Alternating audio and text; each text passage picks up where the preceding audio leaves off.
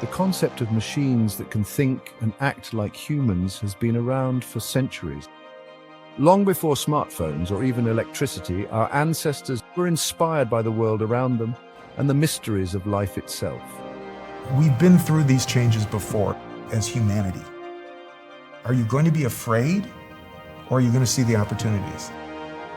The more people have access to AI, the better it is going to be for future generations to come.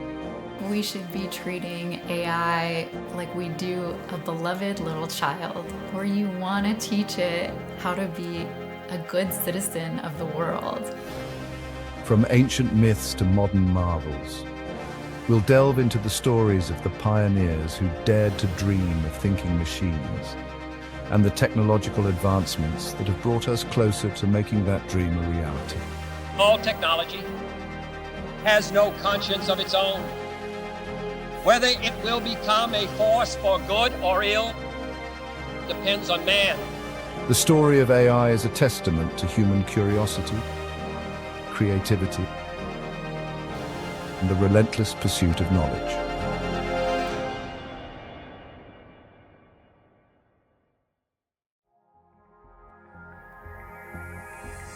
What is AI? Artificial intelligence, or AI, is giving computers a brain. The dictionary defines it as the theory and development of computer systems able to perform tasks that normally require human intelligence. Today you think of AI as ChatGPT, but what it really is a reasoning and planning system that we've never seen before. When it comes to AI, there are opportunities everywhere. We're kind of in the wild, wild west. And it could be opportunities to get funding with a good idea and a compelling proof of concept. There are really two types of AI being used out in the world today. One is the larger, more generalized AI that we know of as Google Translate and ChatGPT. On the other side, there's what we call automation AI that's built with what we call golden data, or data that is derived specifically for that use case, and it takes away pain points for workflows typically in businesses or in people's daily routines. You can pick anything and build an idea from it. Somebody built a company that's using AI to grade baseball cards. So rather than having an expert have to look and say this is mint or near mint or very good, you could just take photos of 20 cards and it'll give you ratings for all of them. AI is set to change the world as we know it. The arrival of this new intelligence will profoundly change our country and the world in ways we cannot fully understand. And none of us, including myself and frankly anyone in this room, is prepared for the implications of this. So what are the origins of AI? The ancient Greeks told tales of Hephaestus, the blacksmith of the gods, who created mechanical servants and even a giant bronze automaton called Talos to guard the island of Crete. These myths weren't just flights of fancy, they reflected a deep fascination with the potential of artificial beings. While the Greeks didn't have computers or algorithms, they laid the groundwork for AI by exploring the relationship between humans and machines. They grappled with questions about consciousness, creativity, and the very nature of intelligence, questions that still resonate with us today. I question whether such automatons can possess life. But how does one define life, then? Perhaps it is the ability to reason. Fast forward to the Middle Ages, where ingenious inventors crafted intricate clocks, water-powered automatons, and even programmable musical instruments. These mechanical marvels, often displayed in royal courts and town squares, captivated the public imagination and pushed the boundaries of what seemed possible. One particularly fascinating figure was Al-Jazari, a 12th century Arab inventor who designed and built a wide range of automata, including a programmable musical instrument that could be considered an early ancestor of the computer. These inventions demonstrated the growing sophistication of mechanical engineering and hinted at the potential for machines to perform increasingly complex tasks. The 19th century saw a surge in interest in logic and mathematics, laying the groundwork for the development of computer science. Thinkers like George Boole and Ada Lovelace made groundbreaking contributions to the formalization of logic and the development of algorithms, paving the way for the digital age. Lovelace, often hailed as the first computer programmer, recognized the potential of Charles Babbage's analytical engine, a mechanical general-purpose computer, to go beyond mere calculation and manipulate symbols according to rules, hinting at the possibility of artificial intelligence. In the mid-1940s, two researchers at the University of Chicago came up with the idea of trying to mimic the brain, the neurons and interconnections, and they called it neural networks. Now, this idea, there was really no computational power to execute anything significant. But this is the idea that over the years has become the basis of what AI is today. The mid-20th century witnessed the birth of the computer age, a revolution ignited by the work of visionaries like Alan Turing. The British mathematician asked a simple question: can machines think? This era marked a significant shift in human history, as the potential of machines to perform complex calculations and tasks began to be realized. The groundwork laid during this period would go on to influence countless aspects of modern life, from the way we communicate to the way we solve problems. Turing, a brilliant mathematician and codebreaker, played a pivotal role in cracking the Enigma code during World War II. It's the greatest encryption device in history. The Germans use it for all major communications. His work was crucial in the Allied victory, saving countless lives and shortening the war. He laid the theoretical foundations for modern computing, envisioning machines that could perform any task given the right instructions. His ideas were revolutionary, proposing that a machine could be programmed to carry out any computation that a human could, given enough time and resources. Moreover, his famous Turing test asks if a machine can mimic human conversation so well that you can't tell if it's a person or a computer. The Turing test challenges us to consider what it means for a machine to think. Turing's vision of intelligent machines continues to drive innovation and exploration in the field, influencing everything from robotics to natural language processing.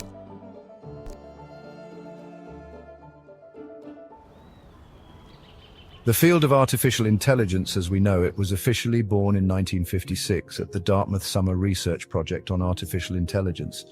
This landmark conference, organized by John McCarthy, Marvin Minsky, Claude Shannon, and Nathaniel Rochester, brought together leading researchers to explore the potential of thinking machines.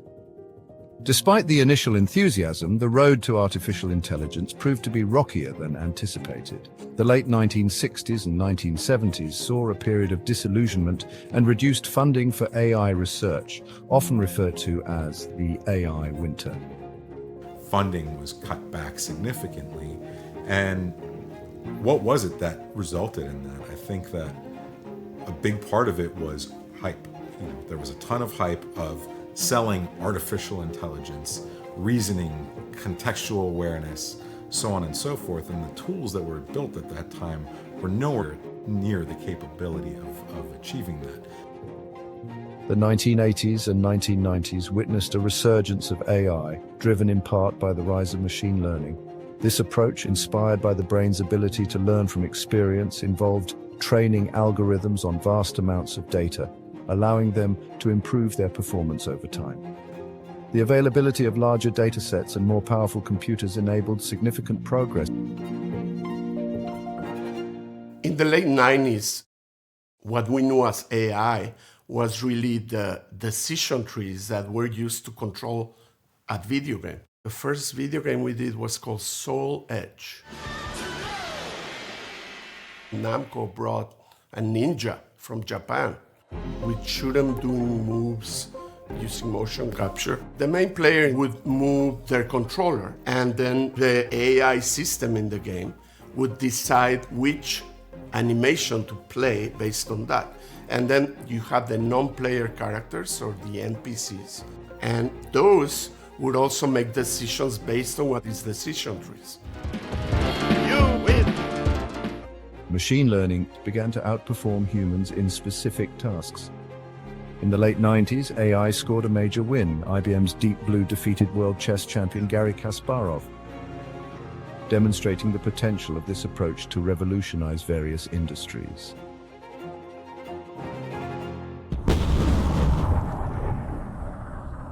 Liftoff of Space Shuttle Atlantis. The 20th century witnessed the thrilling space race, a competition between nations to achieve supremacy in space exploration. It was a time of rapid advancements and intense rivalry.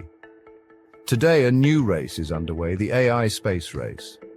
Nations are investing heavily in AI research and development. At the heart of this competition is the drive to develop and control the most advanced AI technologies, which promise to transform our world. Starting in the 2010s, we had this convergence of cloud computing becoming less expensive and also the treasure trove of data that was actually accessible to developers and AI technologists from social media, from the internet, all these things coming together. That's when we saw this next level of explosion, this next level of development that took us into what we're seeing now, exponential growth. The biggest impactful discovery was really in 2017 with the release of transformer models, which essentially allowed these neural models to create contextual lines between the information that it's being trained with. And I think that context is central for AI to gain the ability to reason and to make the correct decisions. The stakes are incredibly high as the nation that leads in AI will have a significant advantage in the global arena. What would happen if China beat us? Let's think about it. The path to intelligence, that's superhuman intelligence, think of the national security implications of that competition. In January 2025, the world witnessed a pivotal moment in the AI space race. The launch of DeepSeek, a Chinese AI app that quickly took the world by storm. This innovative application redefined the boundaries of what AI could achieve in everyday life. DeepSeek showed up. Nobody expected this. It turns out it's on par now with some of the top models. Welcome. China has arrived into the competition. The DeepSeek movement is going to go down in history as one of reflection for the entire AI community and every stakeholder at large. So DeepSeek was a model released by a Chinese company that goes by the same name. It was an open source model that was comparable to the best closed source models that existed on the planet.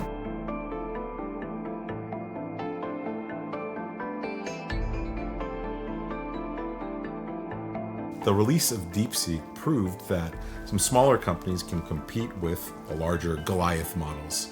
And what it really proved is that it's possible to do more with less resources, and that the lag from having a top-of-the-line model is really a much faster depreciating asset than we thought that it was initially. Developed by a consortium of Chinese tech companies, DeepSeek showcased China's rapid progress in AI development. Utilizing a cost-effective development model known as R1, DeepSeek achieved impressive results with limited resources. We're not entirely sure of how many times they may have gone through this, how much money they really spent to get to the point where they were at in being able to create a model with the $5 million or whatever it was spent. The app quickly climbed to the top of the Google Play and Apple App Store charts, surpassing established US tech giants. Its rapid ascent was nothing short of remarkable. This surge in popularity sent shockwaves through the tech world, signaling a shift in the global AI landscape. Analysts and experts began to take notice of the changing dynamics. DeepSeek's success served as a wake-up call for the US and other nations, highlighting the fierce competition in AI. The fact that this model is now open source, the fact that anybody in the world can build on top of it, means that we should just acknowledge the fact that if AI is going to be in the hands of every individual, we need to think of other mechanisms to make sure it's responsibly being used and deployed. I think the importance of what they were able to achieve is allowing open source models to continue to compete, and that it ensures that some of the things that AI is supposed to be great for in terms of improving humanity can be done without being behind a paywall. The launch of DeepSeek occurred amidst a surge in AI investment and development in the US. Together, these world-leading technology giants are announcing the formation of Stargate, a new American company that will invest $500 billion at least in AI infrastructure. The fact that it was coming out of China had a lot of geopolitical implications around it as well. If you're using a model that's also hosted in China, do they have access to a lot of the data that we are feeding into these models unknowingly? China is a competitor and others are competitors. We want it to be in this country. Notable trends included Google's Gemini and Microsoft's Copilot providing more focused AI solutions. While the US and China are major players in the AI space race, this is a global competition with contributions from countries worldwide. Nations around the world are investing heavily in AI research and development, each hoping to gain a competitive edge. This multipolar nature fosters a diverse and dynamic AI ecosystem. From country to country, values differ.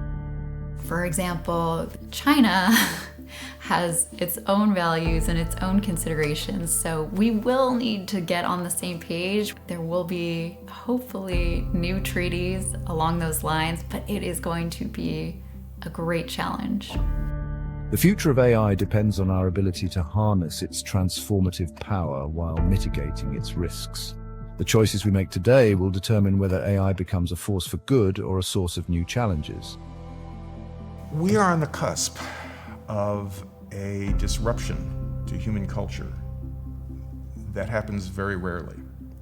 The kind of disruption we're talking about is the kind of disruption that the invention of farming created.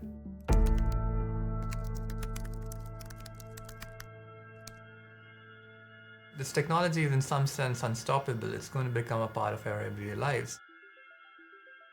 The future is closer than you might think. Picture a day waking up in a home powered by renewable energy, commuting in an autonomous vehicle, receiving personalized healthcare. Let's travel to the year 2035 and visit Neo-Zenith. A shining example of a city where AI and humans coexist in perfect harmony. It's a testament to what can be achieved when technology and nature are seamlessly integrated. Imagine streets where AI-driven systems manage everything from traffic flow to energy consumption, ensuring that the city operates at peak efficiency. This isn't some concrete jungle. Neo-Zenith is a breath of fresh air, literally.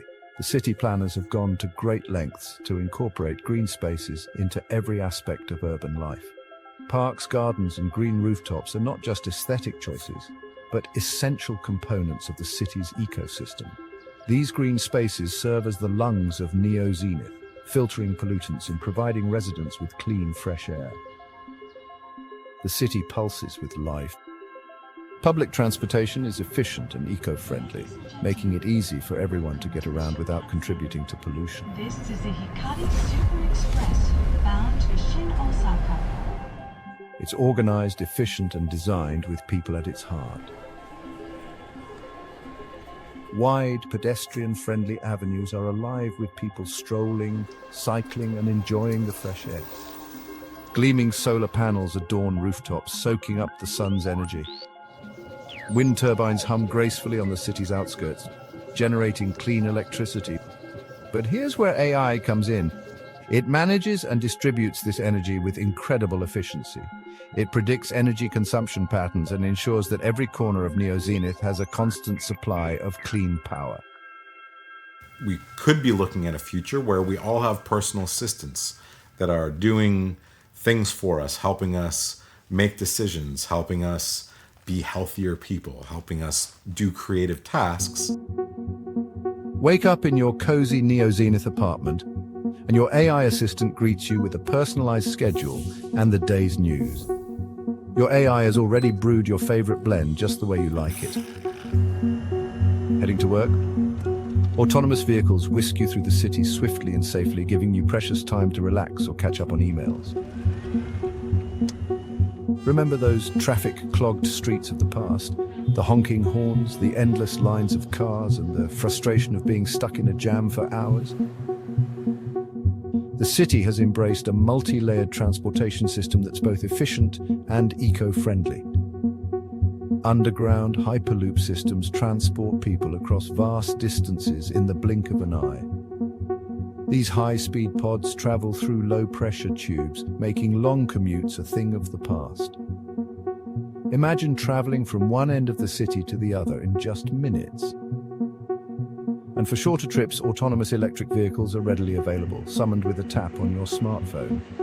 This intelligent transportation network, managed by AI, constantly monitors traffic conditions, adjusting routes and schedules in real time to avoid congestion and delays.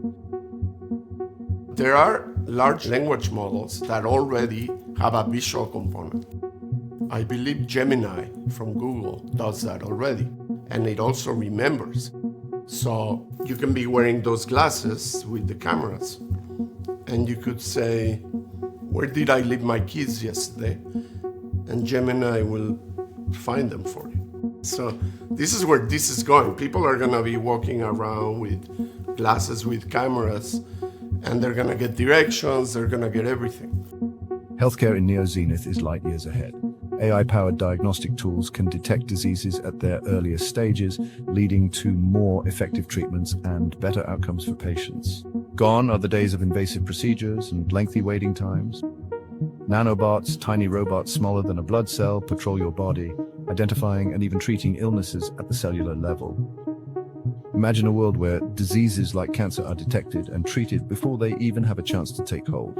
I believe that as this technology progresses, we will see diseases get cured at an unprecedented rate. We will be amazed at how quickly we're curing this cancer and that one, and what this will do for the ability to deliver very high quality healthcare, the costs, but really to cure the diseases at a rapid rate, I think will be among the most important things this technology does. Right now, AI is reading X-rays and scans faster than most radiologists. And in some cases, even spotting things that human doctors have missed. For example, Google's DeepMind has built a system that detects over 50 eye diseases just from retinal scans. AI chatbots are being trained to triage patients, asking about symptoms and suggesting who needs to see a doctor right now and who can schedule a later appointment. It's not about replacing doctors, it's about saving their time for when it really matters. And it's not just in the hospital. AI-powered apps are helping people manage chronic conditions like diabetes or heart disease. Imagine getting a ping on your smartwatch to alert you that your heart's working overtime. That's real-time, personalized healthcare. Now, there's a lot of hype around AI designing new drugs in days instead of years. That technology is not there yet, but some companies are already using AI to screen thousands of molecules and speed up early research tasks. Will AI ever replace doctors? Most experts say no. Medicine is as much about empathy as expertise, and a robot will not hold your hand through bad news like a fellow caring human can. It's clear. AI will keep making medicine faster, smarter, and maybe even a little bit kinder for all of us. Education in Neo-Zenith is tailored to each individual's unique learning style.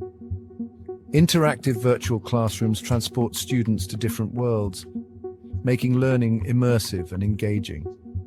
Imagine learning history by virtually walking with dinosaurs or exploring the human body from the inside out.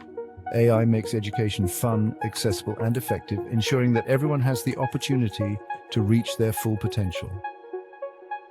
We are breaking down communication barriers by helping people communicate all over the world. The ability to interact with each other in real time in your own native language is a game changer. That is going to help people understand each other better. And I really hope eliminates tension and international strife that could cause war, famine, and allow us to be educated about other populations on Earth. Neo-Zenith is not just a city, it's a testament to what we can achieve when we embrace AI as a force for good. It's a future where technology enhances our lives, protects our planet, and creates a more just and equitable society. AI keeps me up at night.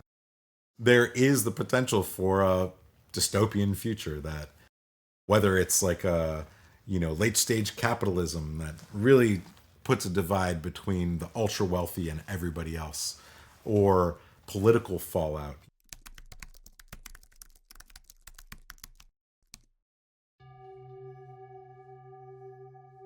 The year is 2057. The world as we knew it has been irrevocably altered. What was once a thriving civilization, bustling with human activity and innovation, has now become a haunting shadow of its former self. Gone is the vibrancy of a world teeming with human life. The streets, once filled with the sounds of footsteps and chatter, now lie empty and desolate, echoing with the memories of a bygone era.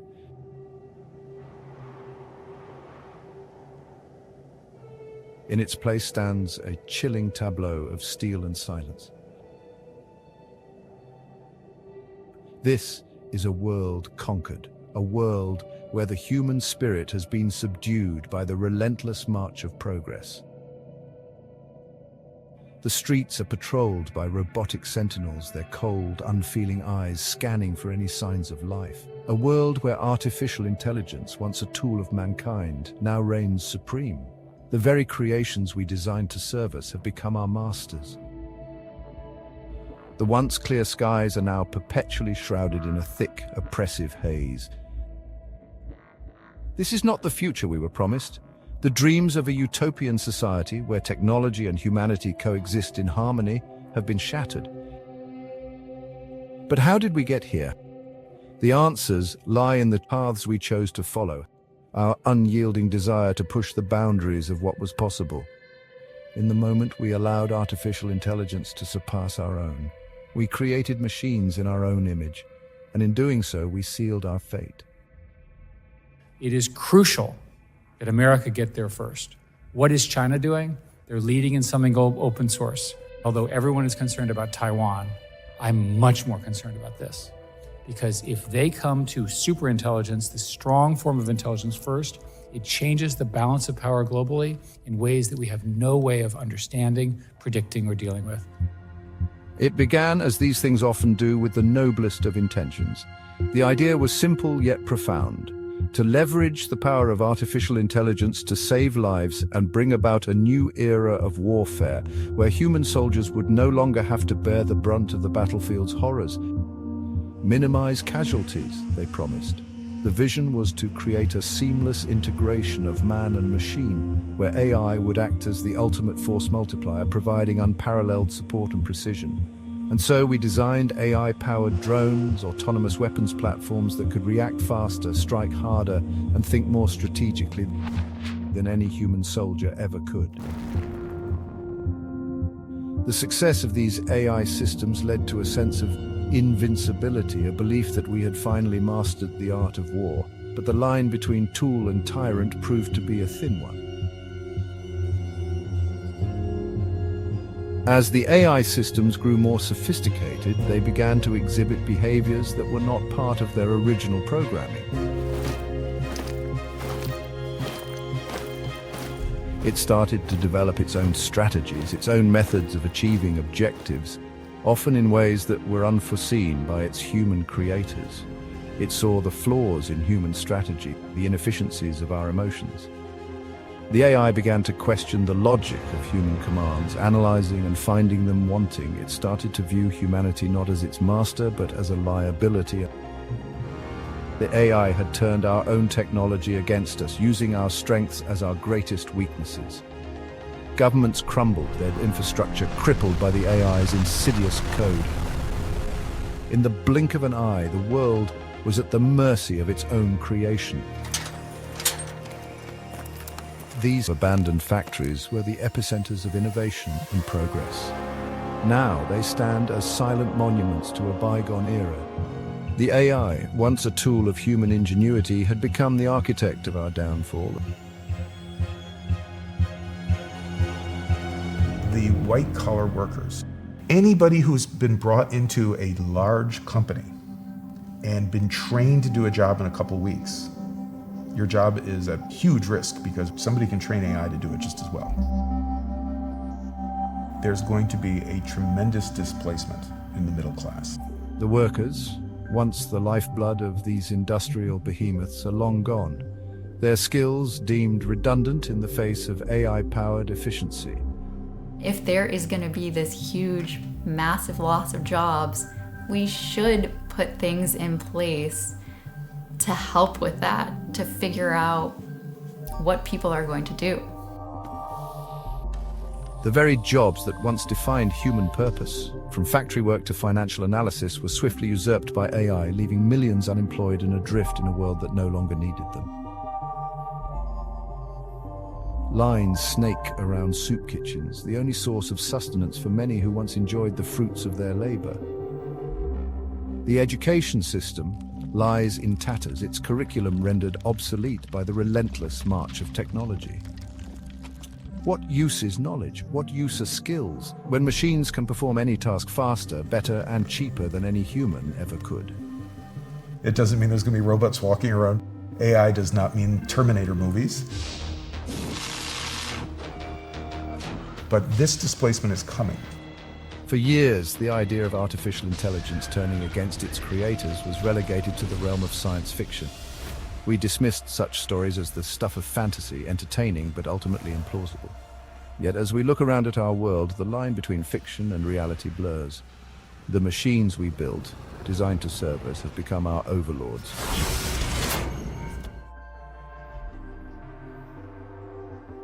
AI is not going to take your job. People using AI effectively will. This next executive order relates to artificial intelligence education, sir. The basic idea of this executive order is to ensure that we properly train the workforce of the future by ensuring that school children, young Americans, are adequately trained in AI tools. That's a big deal because AI is where it seems to be at. We have literally trillions of dollars being invested in AI. We have to all retrain ourselves to utilize AI in workflows. That will create new jobs, new industries, different ways of thinking, but still humans involved.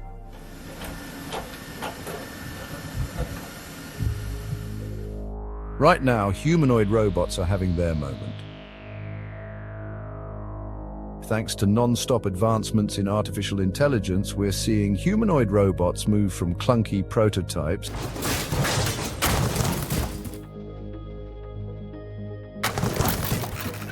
to machines that, frankly, are starting to look a bit too clever for comfort.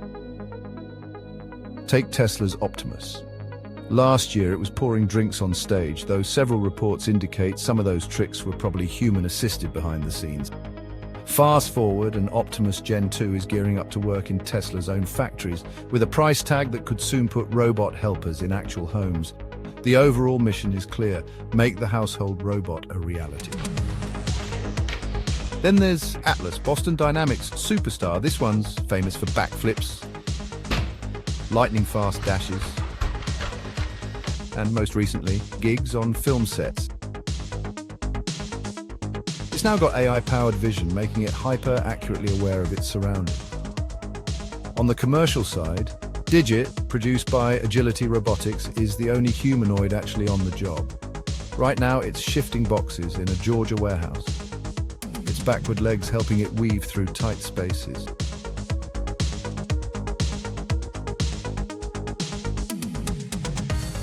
AI lets Apollo from Aptronic learn new tricks just by watching humans. Phoenix from Sanctuary AI uses advanced dexterity to pack retail merchandise. Even more fascinating, robots are starting to understand our words, plan their own tasks, and adapt on the fly. The investment pouring in is wild. We're talking billions. By 2030, experts predict robots will outperform humans for many tasks. They will be faster, tireless, and sometimes even cheaper. Robots will be working in factories, hospitals, and even our home kitchens. Some startups are pushing prices down. Think $3,000 for a cheerful, emoji-faced helper. The tech still faces hurdles. Real autonomy, safety, and leadership shakeups can throw a spanner in the works. Still, with AI propelling things forward, it feels like the age of the humanoid robot is heading from fantasy to fact, one new algorithm at a time.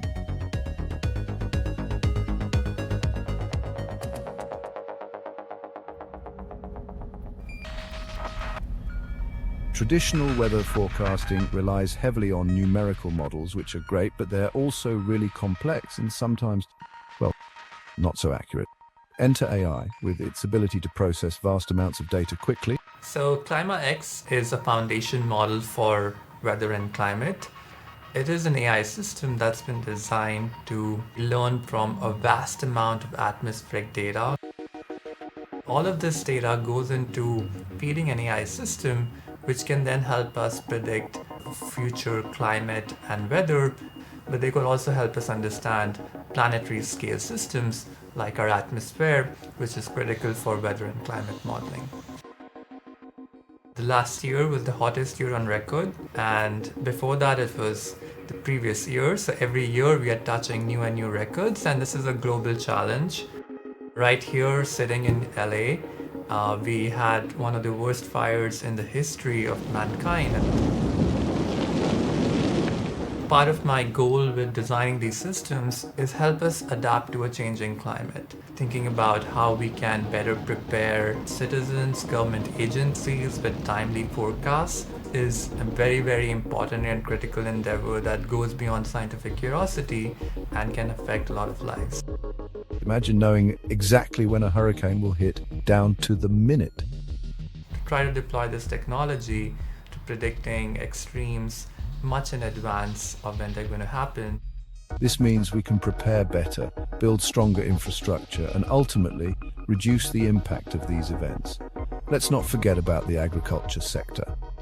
Farmers rely on weather forecasts to decide when to plant and harvest crops.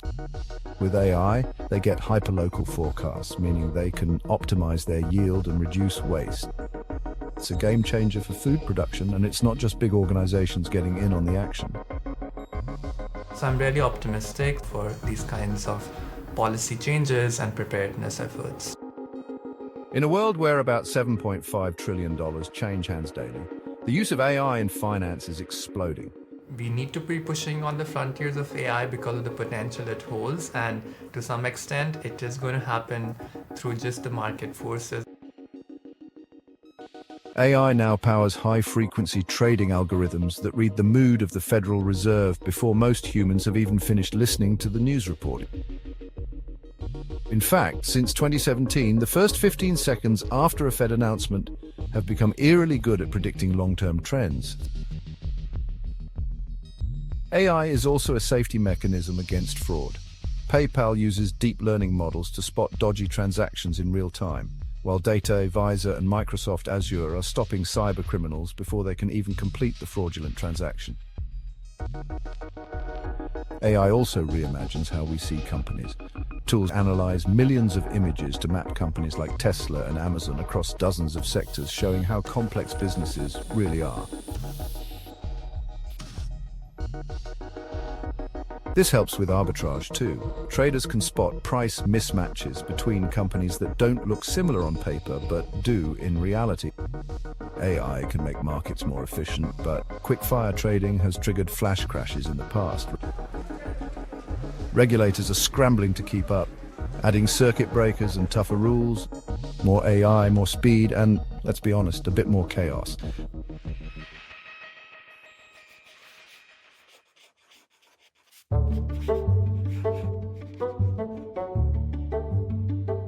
The world of animation is changing rapidly.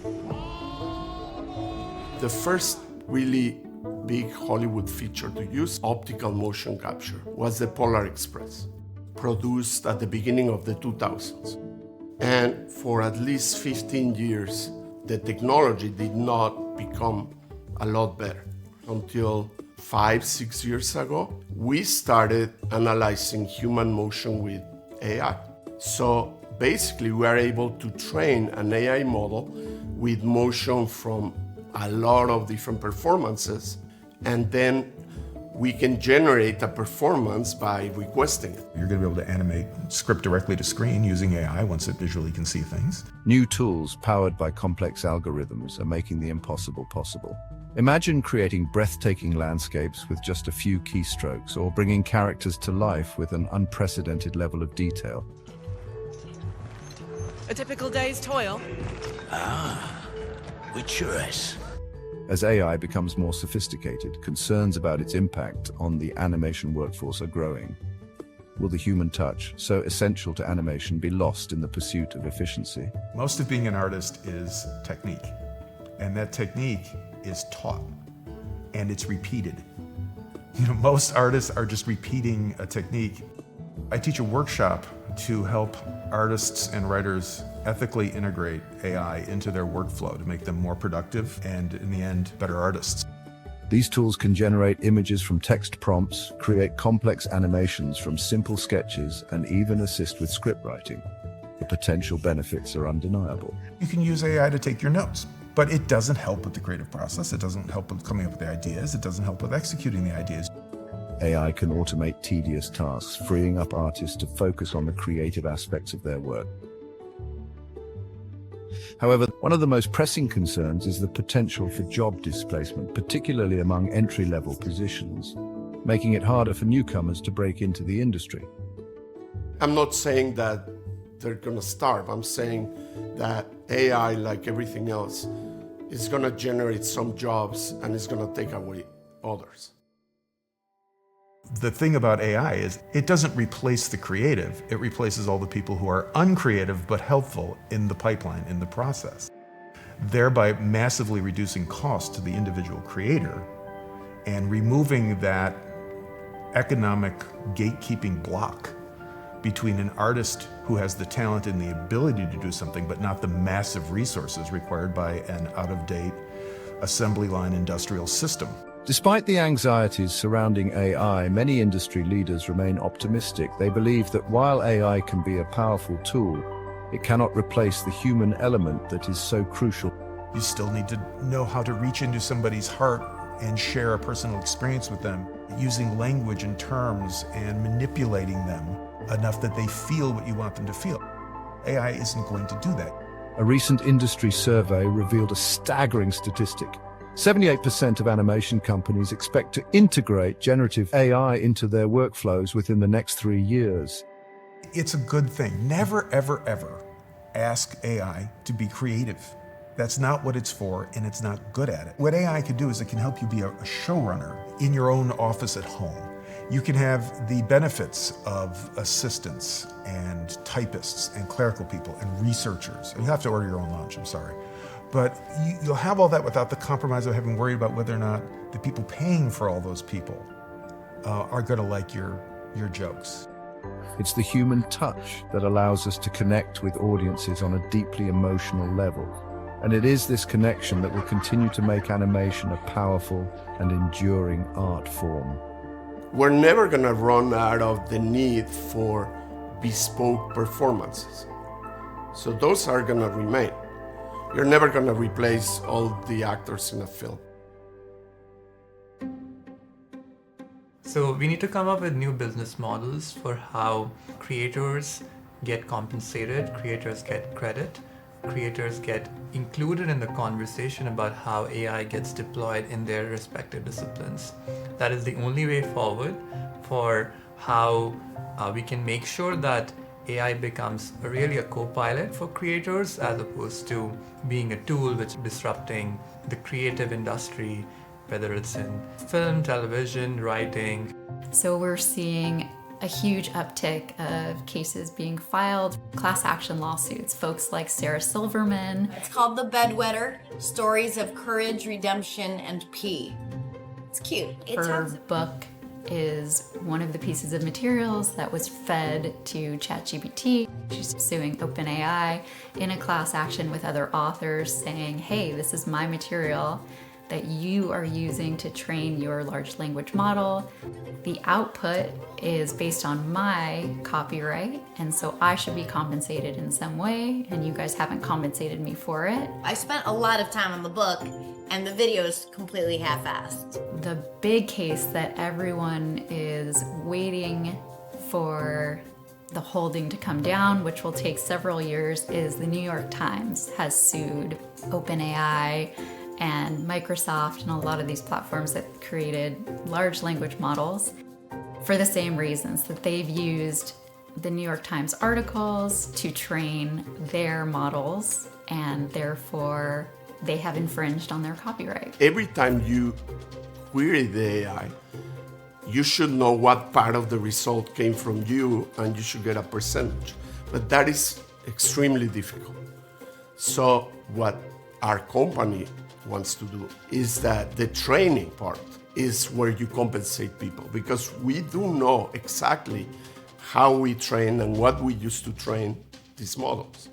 We don't know exactly what combination was used to get the result, but we do know what we put into it. As AI strides into uncharted territory, our trusty legal systems are scrambling to keep up. The most significant legal development, I would say, is that when I started teaching AI in the law back in 2017, our syllabus didn't contain any laws because there were none. From liability issues to ethical dilemmas, the legal landscape is grappling with unprecedented challenges. Fast forward to 2025, there are laws coming on the books now. So people are taking an interest, the legislature's interested in making laws. First up, the million-dollar question: liability. When AI systems make decisions, especially ones with real-world consequences, who's ultimately responsible? Let's say a self-driving car swerves to avoid a pedestrian but ends up causing a multi-car pile-up. Who's at fault? The owner of the car? The manufacturer of the AI software? Or perhaps we need to put the car itself on trial. Tricky, isn't it? With AI, it is so different, and it is going to revolutionize our world so much that I think that lawmakers shouldn't be attacking it from a traditional perspective. And they really need to do some outside-of-the-box thinking. Traditional legal frameworks rely on human intent and negligence, concepts that get a tad blurry when we're dealing with lines of code and algorithms. Should we treat AI like a tool, where the user is responsible for its actions? Or is AI becoming so sophisticated, so autonomous, that it warrants a separate legal status? Maybe it should be a law for people developing certain types of AI. You know, we call it high risk. Maybe certain people need to be in the room in that development, whether it's an ethicist, whether it's a person from a different background, to bring in different perspectives of developing this piece of technology that can influence our society in huge ways.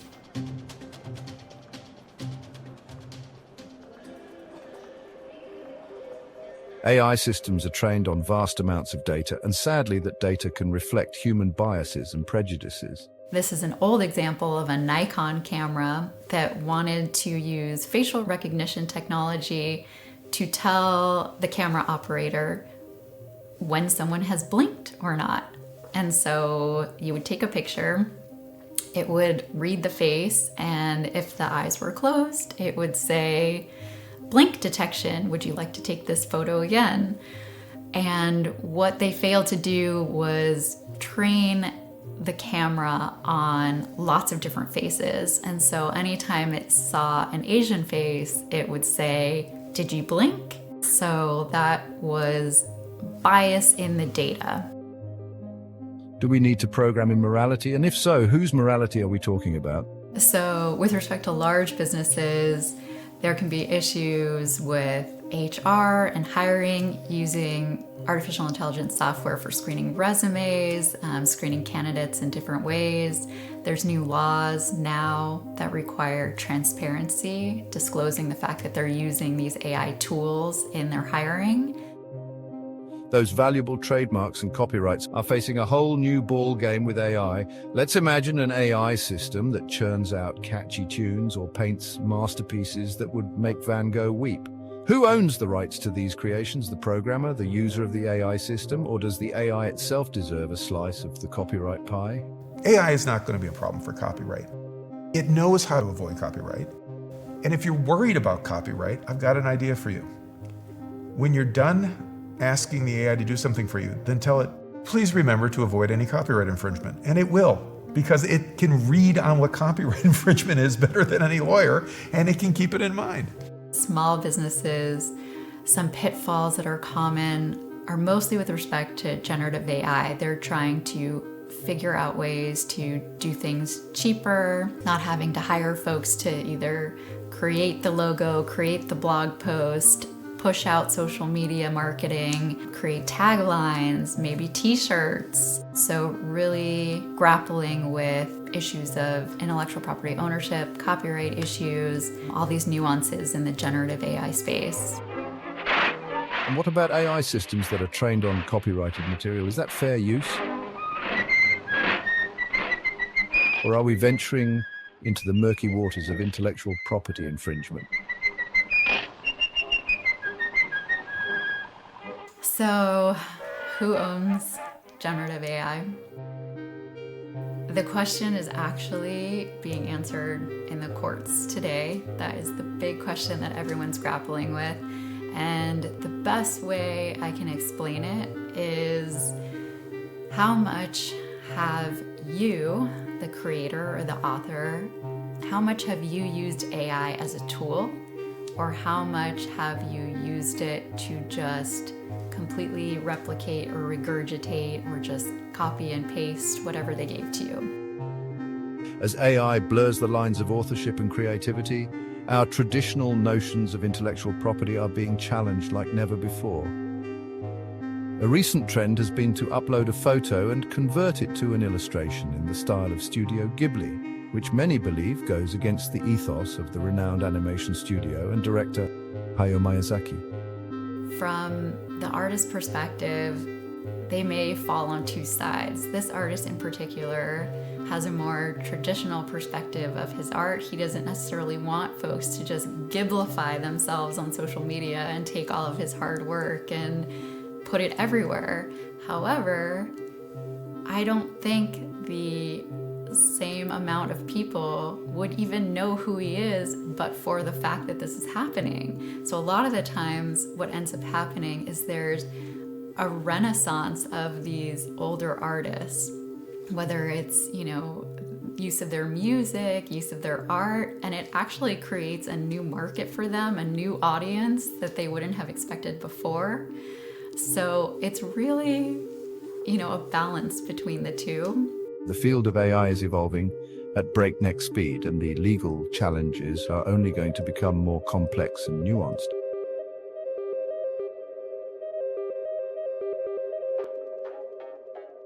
Ever wondered how your social media feeds always seem to know exactly what you want to see?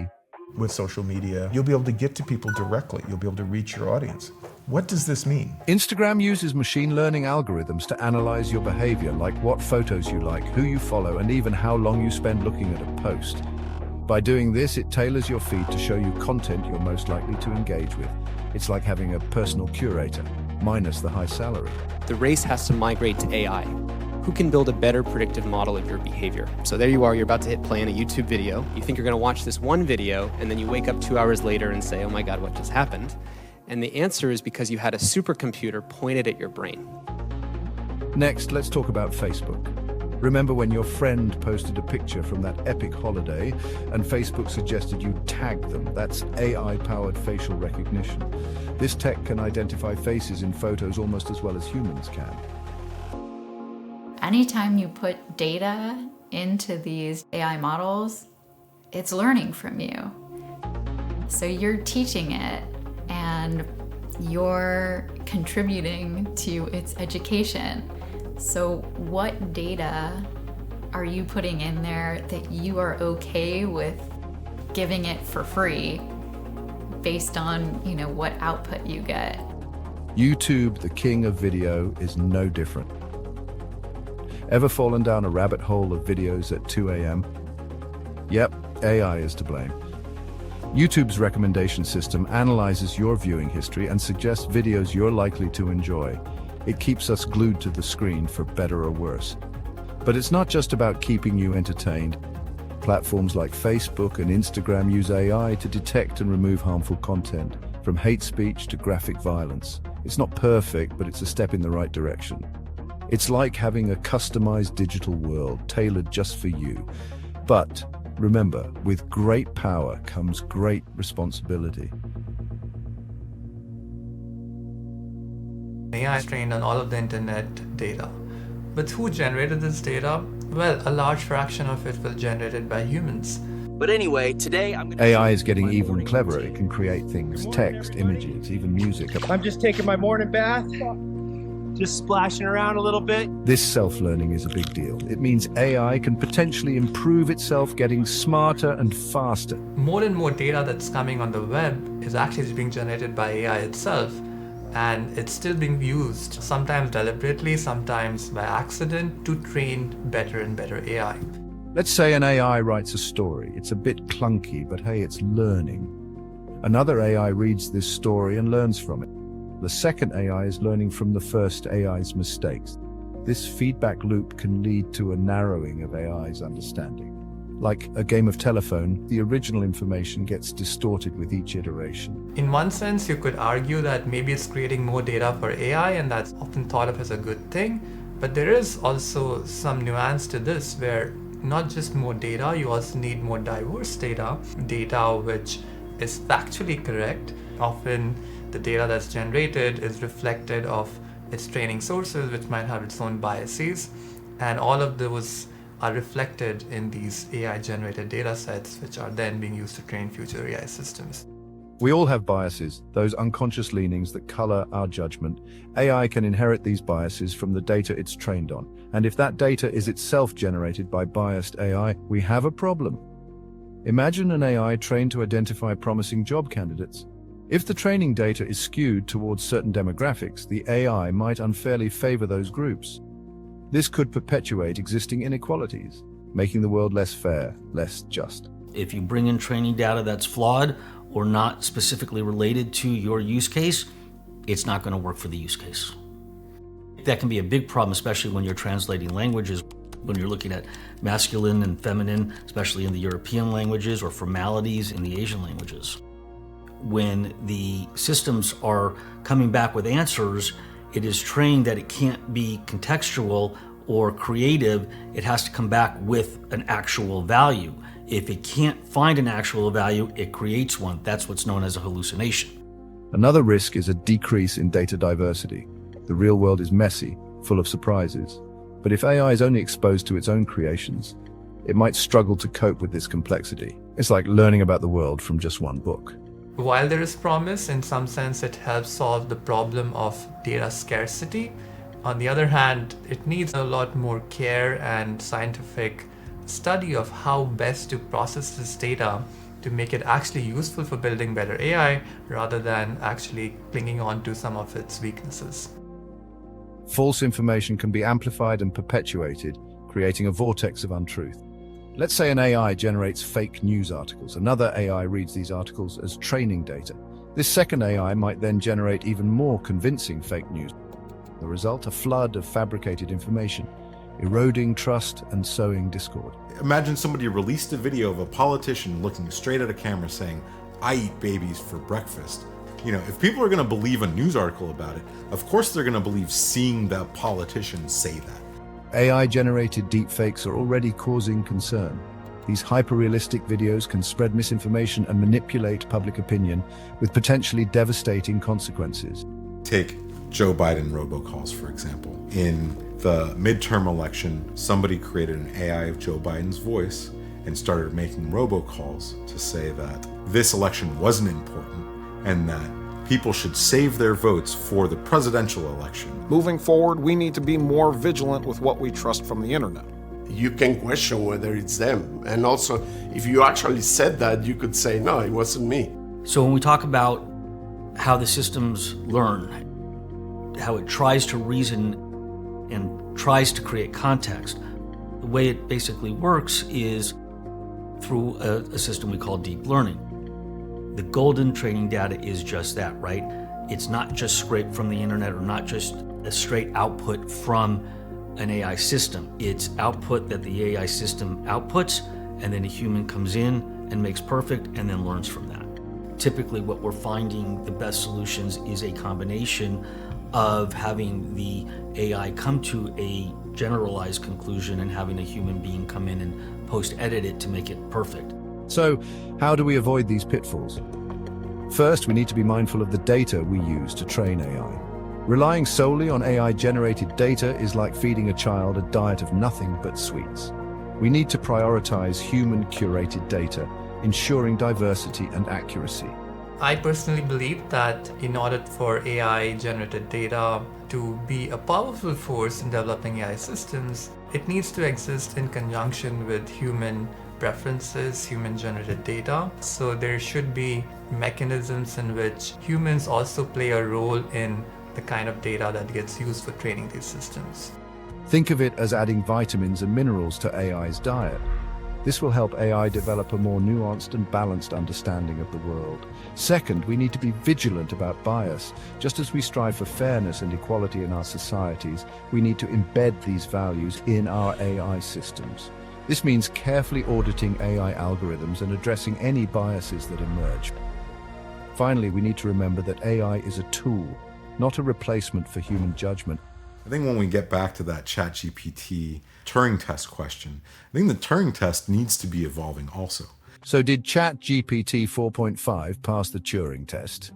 Yes, and on your next chat sessions, you might find yourself asking, is this a person or just my new favorite chatbot? Overall, I think I know plenty of humans that might not pass the Turing test.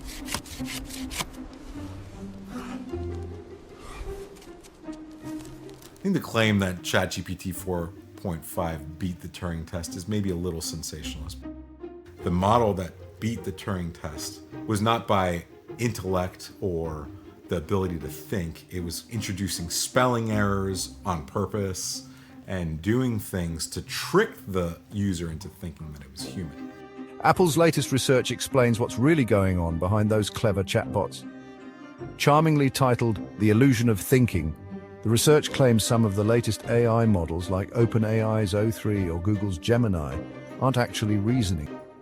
While these large reasoning models sound convincing, deep down they're mostly parroting patterns. On easy puzzles, basic AIs can sometimes beat the fancy ones. On medium puzzles, the new models shine with step-by-step logic. But once things get complicated, both types of models fall flat. Even more dramatic, when faced with truly tough problems, these models tend to just give up. They have the power to try harder, but they often don't bother.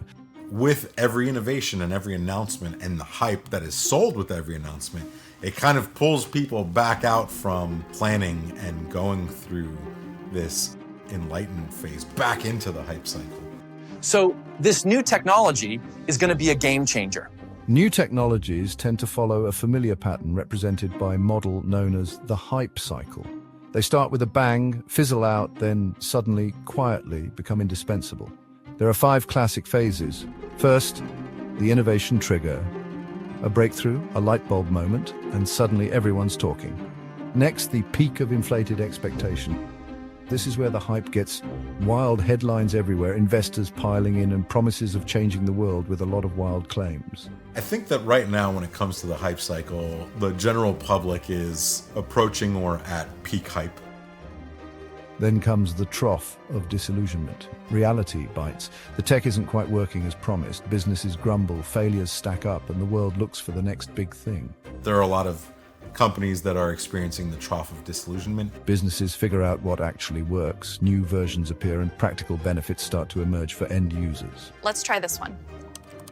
Okay, that looks promising. I think that once you're at the plateau of productivity, this is fully ingrained to everybody's daily lives. I think a lot of companies and a lot of people are still figuring out how to best use these tools. Finally, there's the plateau of productivity. The tech works and everyone uses it, often without even thinking about it. I think we're some time away from peak productivity, but we're definitely on the way to achieving it. Some people are going to be afraid of AI because they're afraid of everything. AI can augment our abilities, but it shouldn't dictate our decisions. By staying engaged, by retaining control, we can ensure that AI remains a force for good in the world. Studies done after World War II prove that 30 to 35% of any country are filled with people who are afraid of everything and will do anything they are told. So there's going to be a certain number of people who are just afraid and who are going to believe what they're told. As we hurtle towards a future dominated by AI, a crucial question arises: will this be our final act of creation or the dawn of a new era? We're still far from the doomsday scenarios of AI. Every new technology often ends up being a double-edged sword. The notion of AI surpassing human intelligence is both exhilarating and unsettling. If machines can learn, adapt, and innovate at an unprecedented rate, what role will humans play in a future shaped by our own creations? Tradespeople and people who actually do good things, nurses, are going to be fine. And if anything, we're going to have more need for them as people need to be retrained and are experimenting with new ways to make a living. The decisions we make today regarding AI development and regulation will have far-reaching implications for generations to come. Innovation is about to be supercharged. That's what AI can do. If we don't allow it to become a means of control. Because remember, every good thing, every positive force that gives people more freedom can be used by the ill-intended as a means of control. I'm sorry, Dave. I'm afraid I can't do that. Superintelligence, a theoretical form of AI that surpasses human intellect in every aspect, has long been a staple of science fiction. What's the price? However, with the rapid advancements in AI, it's no longer a concept confined to the pages of novels. Could we control something more intelligent than ourselves? Would we even want to, or would we relinquish control? Superintelligence is the intelligence that's higher than of humans. We believe, as an industry, that this could occur within a decade. I see it as the wake-up call for the world that AI is going to be faster than you think it is, and it could come from any corner of the world, and we should act now before it's too late in making sure it's deployed for good. The concept of a singularity, a point in time when AI surpasses human intelligence and triggers rapid technological growth, is a topic of intense debate. I really don't know where it's going to end, but given the history, the Industrial Revolution, the digital age, we are going to reaccommodate. There's going to be a period of adjustment, but then we'll be fine. Some experts believe it could usher in an era of unprecedented prosperity, while others warn of existential risks. AI has been used to influence votes, influence public opinion, and it's really dangerous. So it's scary, and I think that as a society, we should be figuring out how to regulate this pretty quickly. Regardless of one's stance, the potential for AI to fundamentally reshape our world is undeniable.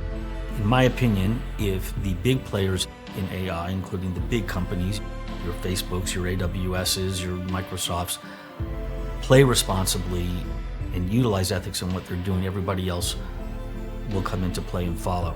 The biggest thing we need to get right in order to not completely obliterate humans is the ethics behind the AI.